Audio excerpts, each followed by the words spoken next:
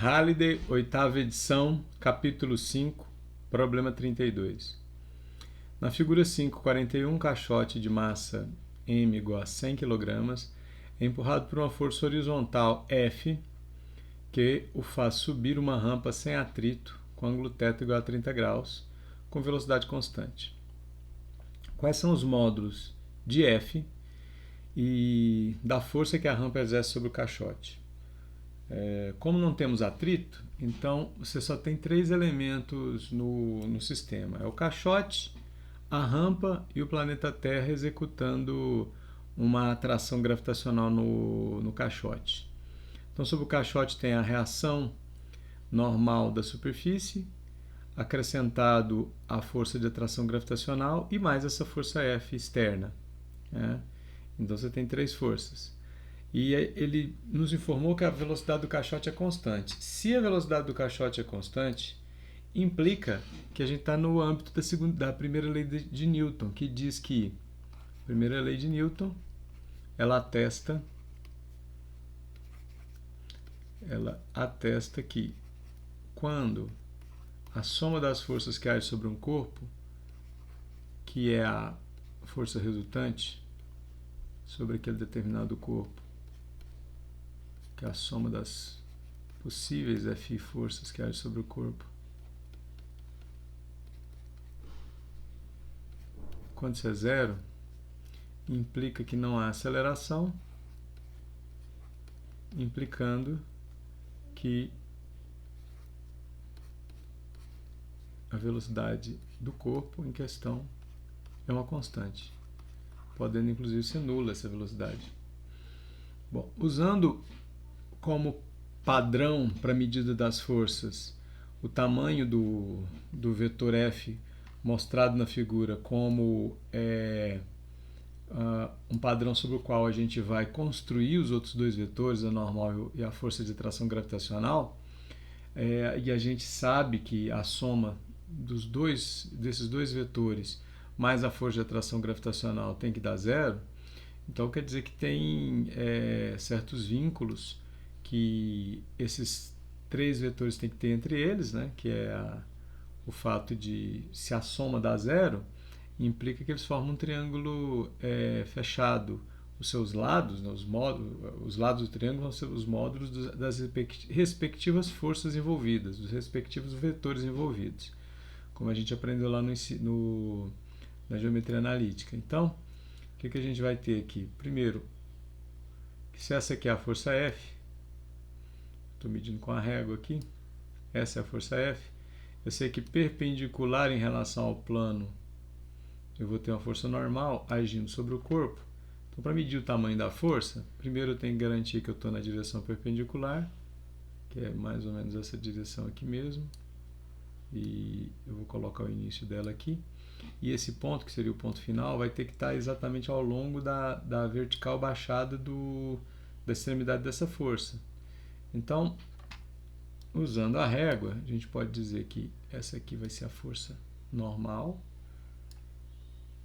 e esta aqui vai ser a força de atração gravitacional da Terra.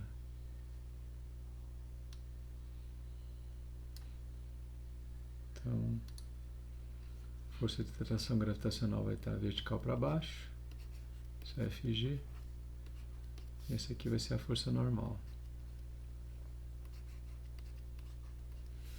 E, claro, mas num diagrama de corpo livre, que a gente vai ter aqui, suponha que esse seja o corpo livre, apresentado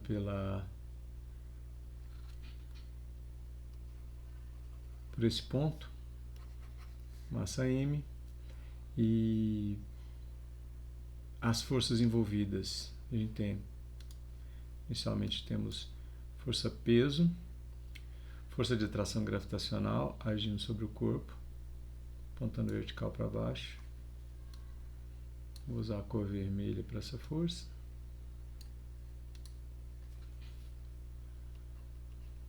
Isso é a força de atração gravitacional, que é igual a massa do corpo vezes a aceleração de queda livre.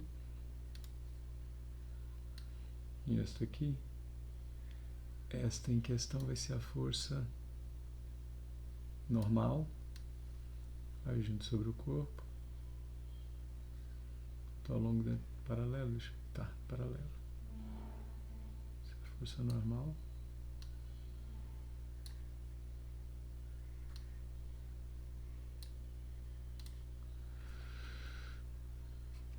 Ao longo dessa direção. E, por último, a gente tem aqui a força F. Usando ela como padrão, ela vai estar apontando para cá. Então, de mais nada, eu vou apagar esse M.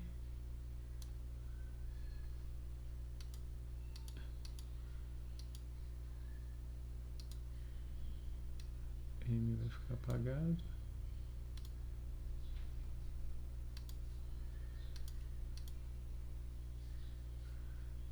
Para cá eu tenho a força F.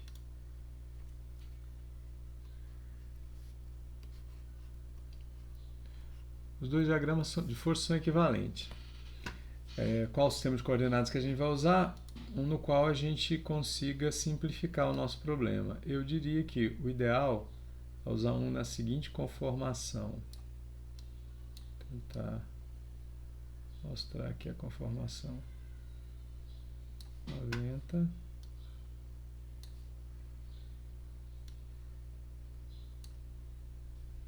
E aqui Y, X. Então aqui seria Y, X. Então X paralelo à direção do vetor F e Y paralelo à direção do vetor FG.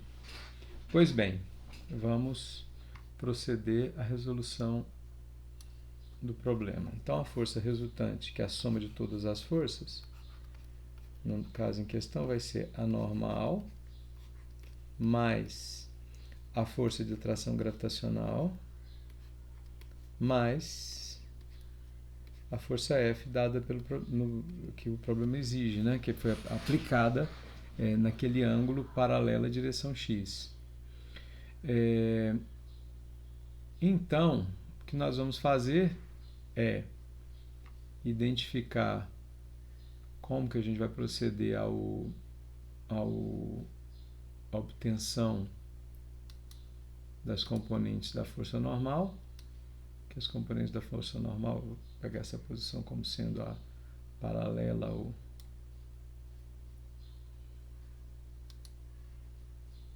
vamos melhorar isso.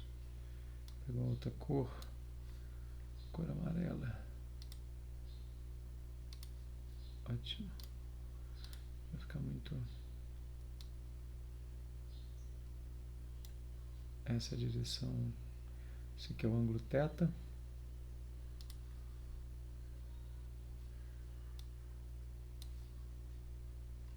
Ângulo θ colocado aqui. Se esse é o ângulo θ e a direção... E esse ângulo aqui é 90 graus... Significa que no nosso sistema de coordenadas, essa outra direção aqui, que eu vou utilizar,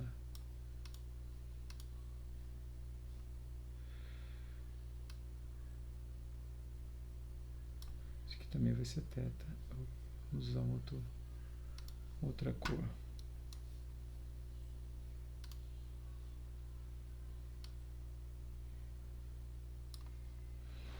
Pronto. Essa direção aqui também vai ser...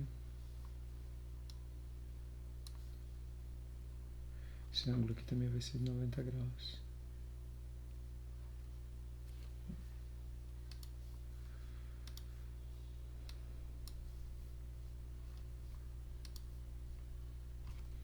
Esse ângulo. Não 90 graus, ângulo θ. Perfeito. E...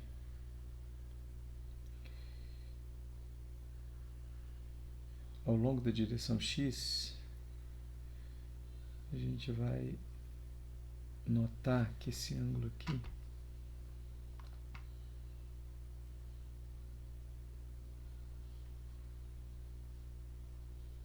esse ângulo aqui.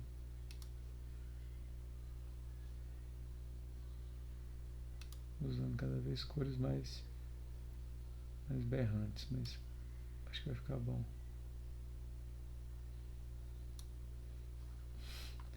Essa cor não tá boa não. Tem que ser uma cor discreta. Vamos ver se isso aqui vai ser discreto. Esse ângulo aqui então é θ. Volta. Esse ângulo aqui é θ. Por quê? Este ângulo mais esse ângulo é 90 graus, esse mais esse também é 90, logo aquele também é θ. E a conclusão é que esse indivíduo aqui, ó, apontando verticalmente para cima, que vai ser o NY, ele, deixa eu apagar esse pedacinho aqui para dar o tamanho correto.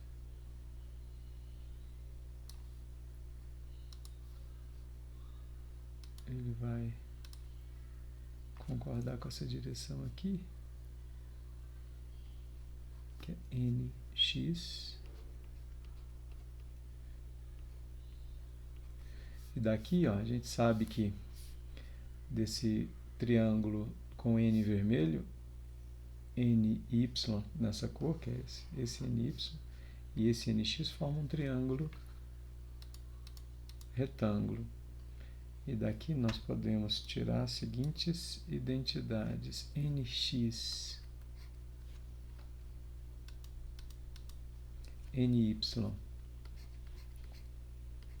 vai ser igual ao módulo de N vezes cosseno daquele ângulo θ, e NX vai ser igual a menos N seno do ângulo θ. Feito isso, a gente pode escrever N. Então, quem vai ser N? O vetor N, ele é NX I mais NY J. NX é negativo e NY é positivo. Então, daqui a gente tira menos N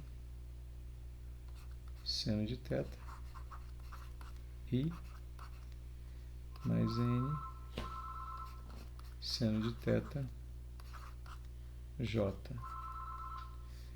E podemos identificar que FG, nesse mesmo sistema de coordenadas, força de atração gravitacional, vai ser igual a mg J com sinal negativo, que aponta verticalmente para baixo. Já está a decomposição já está pronta, né? E a força F vai ser simplesmente o módulo dela na direção do vetor I. A gente pega todas essas identificações e substitui nessa expressão, que é a expressão da força resultante. Então, sabemos então que menos N seno de θ I mais N seno de θ cosseno. Aqui eu escrevi seno, aqui é cosseno, claro, né, gente? Não vou refazer isso não. Isso aqui é cosseno, que é o NY. Então aqui é cosseno de θ mais N cosseno de θ J mais FG. FG é menos MG J chapéu. E F, que é apenas F apontado na direção do vetor unitário I. Seja mais F, vetor unitário I, a soma de todo mundo dá 0. I vai juntar com I aqui, vai ficar F menos N seno de θ, que multiplica I, colocando I em evidência, mais N cosseno de θ menos Mg J, isso é igual a 0. Então, daqui, a gente pode inferir o seguinte. A gente pode inferir que f menos seno do ângulo θ, menos n seno do ângulo θ,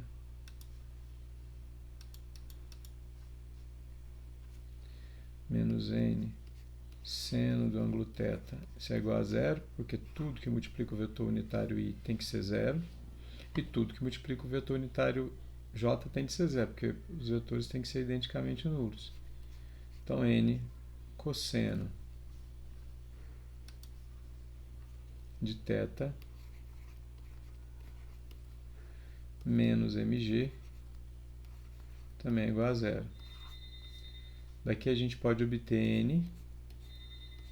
n vai ser igual a mg dividido por cosseno de θ,